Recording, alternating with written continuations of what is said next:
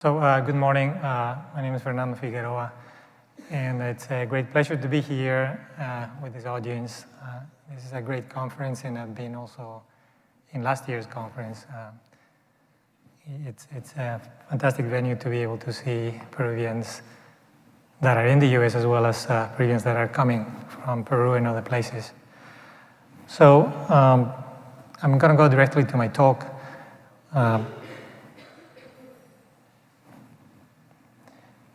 In the presentation, I think the presentations are going to be hopefully made available to everyone. There's a little story about, or history about me. I am from a small town near Cusco called Paucartambo, and I studied my primary school there. And from there I went to study at Cusco in the glorioso Colegio Nacional de Ciencias. And from then on, I started my mechanical engineering studies at the Universidad Católica, but I finished at University of Hartford in Connecticut, bachelor's degree, and then I went on for a master's and PhD to the Penn State University. After that, I was faculty at Tulane University in New Orleans, and then as well as at the University of New Brunswick in Canada. And since the year 2000, I've been working at NASA Stennis Space Center, primarily in the area of intelligent systems and autonomous systems. And that's what this talk is going to be about. Of course, one doesn't work on an island by yourself. So I need to acknowledge work from a team with whom I've been working for many, many years, developing a technology that I'm going to be talking about. And by the way, this is the type of technology that I believe can also, be something that can be done in any place, especially in Peru. I know there are going to be other speakers here that talk that will be speaking as well about intelligent systems and learning and all of that. So this is very much in the realm of that topic. This is the center where I'm assigned to work and where I work. Although at NASA, I work really with people from many centers, and NASA has 10 centers. The assignment for this center is basically to be the center for rocket propulsion test. And my activity in autonomous systems applies to the systems that we use for testing rocket engines. But as well, it applies to spacecraft and space systems. And that's something that I'm working on as well nowadays. So NASA, of course, needs autonomy, and this is mainly because there are things that we won't be able to do without autonomy, right? So the systems will need to operate more and more unattended in long-duration travel in space, and with a minimum intervention from ground. And also we want to have astronauts not to have to spend too much time taking care of the spacecraft. So that's why autonomy is really important. And we also use it on ground systems because we have complex systems and we want them to operate on their own primarily. Well, what is shown there is actually what NASA is planning to do, right? Right now we have the space station up and running. The next step is basically to do some exploration around the moon and possibly set up like a station on the moon, on the surface of the moon. But the first step for doing that is to develop a gateway, which is going to be it's going to be on orbit of the moon. It's going to be like a module, like hub module with power systems that's going to be orbiting the moon. And after the gateway, of course, we want to go to Mars, and that's slated to be in the 2030s, probably. So the work that I do is right now focused on helping develop a gateway that's more autonomous than we currently have in our systems. And that gateway is meant to be developed and ready around 2021 or so.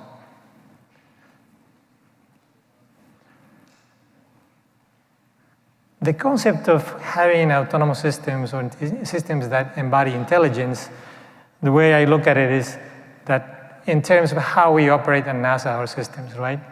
And it's really in layers. So we have layers that go all the way from the vehicle layer. In this case, it could be space station, it could be a test facility for rocket engine testing. The immediate operators, which would be the astronauts and the test conductors. Then you have the control rooms and the back control rooms. So this is more or less the layered way in which we operate our systems. And it's not, particular to NASA, and most systems that are complex are operated this way. Now, the idea of having intelligent systems is to move as much as possible of the analysis and the resolution of issues, to move as much as possible up this level so that it mainly resides right here on the system itself, thus becoming autonomous, and with some minimal intervention from the direct operators, and almost very, very little or no intervention from the lower layers, right? That's the idea. So what is autonomy? It's defined in the 2015 NASA Technology Roadmap, which is available publicly, as the ability of a system to achieve goals while operating independently of external control. And these two requirements describe it: self-directedness to achieve goals and self-sufficiency to operate independently. And the taxonomy for achieving autonomy includes things like, of course, you have to have that planner and scheduler for a mission that the system is going to do. A validation of that. You need, as part of it, the diagnosis, because the system has to know whether or not anything has failed, because then it becomes a resource that's not available anymore to do planning, right? You have an executive that makes decisions based on what the diagnosis, the state of the system is, the state estimation. Flight hardware and flight software, those are items that at NASA we have to deal with because they have to be very reliable and they have to have some special characteristics related to radiation resistance. So what do we need to implement I call it intelligent thinking autonomy, because not autonomy is implemented as an intelligent system, right? And that's been the focus of my effort. And it needs really two things, two very important things: a software architecture that can enable the functional attributes of autonomy, those items that I mentioned before in the taxonomy. And also a system engineering process and also the methods, because these are complex systems and autonomy is a complex capability, right? So that's why you need at least those two things. So you need an architecture for autonomy. And this is called the Constellation architecture. An architecture that can allow a system to embody intelligence that we associate with us, with human beings. So you have here an architecture the center of it is called the thought system. And all of these activities have to be taking place in order to have a thinking system. So you have obviously things like the sensory system that provides the data and the information that's coming from the exterior and also from the interior of a system itself, right? And then you have the reason system that is for reasoning. You have the intellect, how intelligent the system can be, I guess. The understanding what is it that you're dealing with. The decision. Once you have analyzed, you want to make some decisions as to how to proceed, right? And the will system is the system that actually executes the tasks that need to be executed. Presentation system is also very important. It means how you're going to be presenting or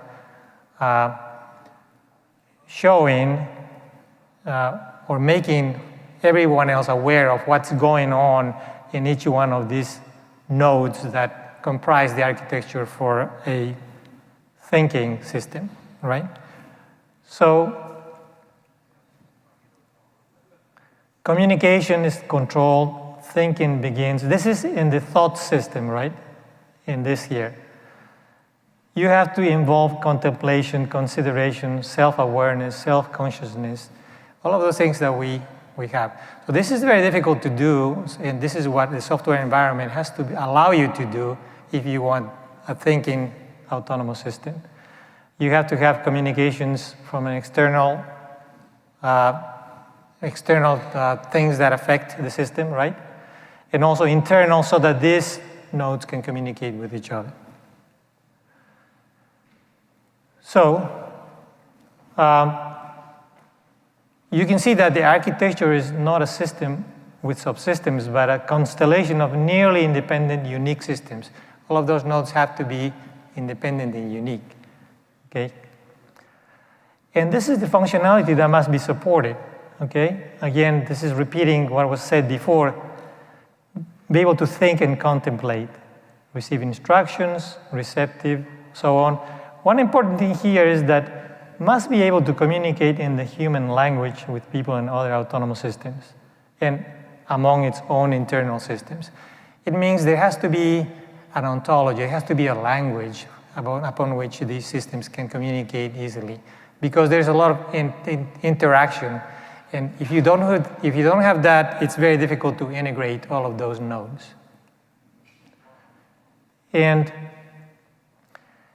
it must be able to think, to be self-aware, to know how it's doing itself with all of its components, right? And it's not trivial, okay, to develop an autonomous system. Generally, you have to do it with a group of people, and you have to do it,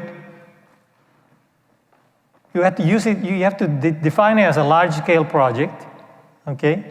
And you have to do it also with a proper process. In NASA, we use the NASA systems engineering process that we use for developing systems and for doing missions, basically creating missions. This is the architecture of a software environment called NASA Platform for Autonomous Systems. This is something that I've been working with my group for many years now. And you can see here that this architecture embodies the elements in that, in the architecture that I showed before, the Constellation architecture. But the two main elements here are ISHM, which stands for Integrated System Health Management. It's the node or the module that is going to determine whether or not anything has failed, okay? So it is the anomaly detection and diagnostics, basically. And then that information is provided to an autonomy domain model. This is where autonomy strategies are embedded or reside that use information from the condition of the system in order to potentially modify mission plans, right? So for any application, this may be a rocket engine test stand, this may be a spacecraft. This platform also has tools so that you can make a model of this that is going to become autonomous, and it's going to execute some missions through mission plans that incorporate autonomy strategies to deal with issues that may be unforeseen, right? For example, among autonomy strategies, you might have strategies based on having redundancy. If a sensor fails, use what we call maybe a replacement sensor. Or a strategy that says repeat the action if the first time it doesn't occur. Those things. Very general, high-level autonomy strategies that can apply to almost any kind of system. And like I said before, this architecture, the functionality associated with these nodes has to be part or embedded in any software environment that you're developing if you want to have an autonomous, thinking autonomous system.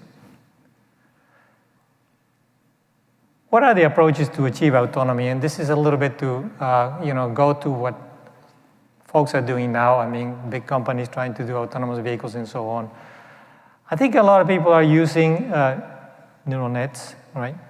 Or, at the same time, maybe clustering algorithms, right? Some people in the past, usually what's been happening is they use lookup tables for cases and solutions. This is what I call brute force autonomy, where for every case that could happen with the operation of a system, a solution has been found by experts and it's being coded, and it's hard-coded basically. So all the computer does, or all the software does then is, go to a table and match, what case you are in and then provide a solution that's in there, right? We have taken this approach that's more of the engineering approach, which means we would like to allow the system to do reasoning and decision-making the way most engineers do, which is defining systems by concepts that we learn in our studies. This is an example of a fluid system, right? And we have concepts associated with these fluid systems that we study. We could say, we have some elements that make up the fluid system, and the specific terms may be a valve or a temperature pressure sensor or a tank. But in reality, fluid systems like this, they're actually distribution systems that can also be applied to distribution of energy, distribution of electricity, or anything else. So you could say that a valve is actually a flow control element or distribution control element, right? So you could start to think at a high level of abstraction and define concepts, like in this case, we're defining concepts like a piping section or a flow subsystem. And then once you have those definitions of places or parts or subsystems that that you can analyze, you start to analyze. You can, in a flow subsystem, you can start to use the equations that about how flow happens along this flow path, because you have sensors that are measuring flow, pressure, temperature, and you have sources of the commodity, and you have sinks where the commodity is going, right? So this is what NPAS has been trying to do with us. And at the same time, when I said that we create a model of the system, the approach that NPAS has taken is we create a very comprehensive model. And for those who know SysML, that's a language for creating very complex models. And although we don't use that language because we're using a software environment, way back actually it's called G2, and it was developed at MIT in the 80s, and there was an offshoot from MIT. So that language allows actually to create SysML-like models, but beyond that, because those models can become the actual operational models that allow you to do all of the activities that your system is going to do using everything that's in that model. So like here, this is a SysML model. NPAS adds autonomy strategies and adds health management to it, and the whole thing becomes an operational system. This is a little bit of an example of how analysis may happen by looking at a system and taking parts of a system to apply models and go from models that involve multiple, like a subsystem with multiple elements, to models that involve a component or a sensor, right? And I'll go quickly through this. And what I'm saying here is that, first of all, this is about health management, anomaly detection and diagnosis. Every one of these sensors and components have their own models, and they're, determining their health. At the same time, you might have a model high up here that's looking at more than just one sensor, and every one of those sensors that's feeding into that model can feed information that's already processed that includes their health. And then this model applies the reasoning, and that's another example. Let's just go through it. And then feeds back into the sensors and helps the sensors and the components get a better idea of what their actual health is, because more information, if you go high in this hierarchy, there's more information being used to assess something about this. And what we want to assess mainly is whether or not they're usable or not, whether their health is good, right? And I'll go quickly through that because that's the same process. We also do FMEA, failure modes and effects analysis, and NPAS has a tool where you can create generic cause-effect trees. And you can see here, this is a cause-effect tree for a pressure leak in a subsystem. That's called a pressure subsystem, that system that's isolated. And the consequence is that if you have any pressure sensor in that subsystem, it's going to change because there's a leak. And the reason for that leak may be that any element of that subsystem may be leaking itself, a pipe, a valve, anything like that, right? This is the same thing when you're applying it to a spacecraft. So you have things like, a controlling element, okay, and this is empowering a device. So this is an event that says empowers a device of any electrical device. So what would be the cause for that? That it would be a low current on this flow control device. Or what's the consequence? You may have total loss of control on this object. And so on, you can go all the way to an abort situation, and this is the type of things that we do with failure modes and effects analysis. It's just an example of a system that we have worked on. This is validation that we have done on many systems, types of systems. These are ground systems, and these are the space systems, and we're working right now for habitat modules, basically.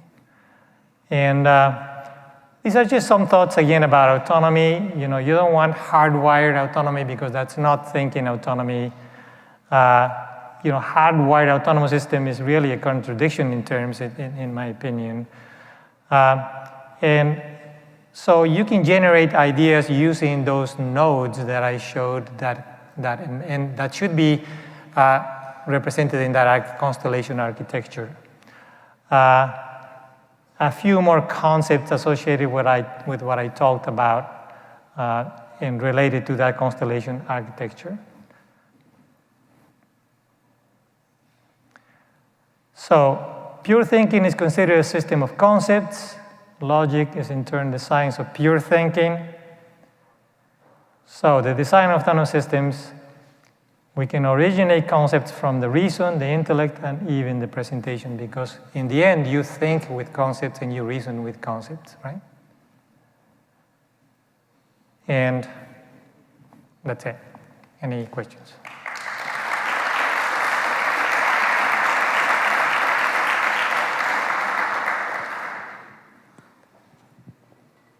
Any questions?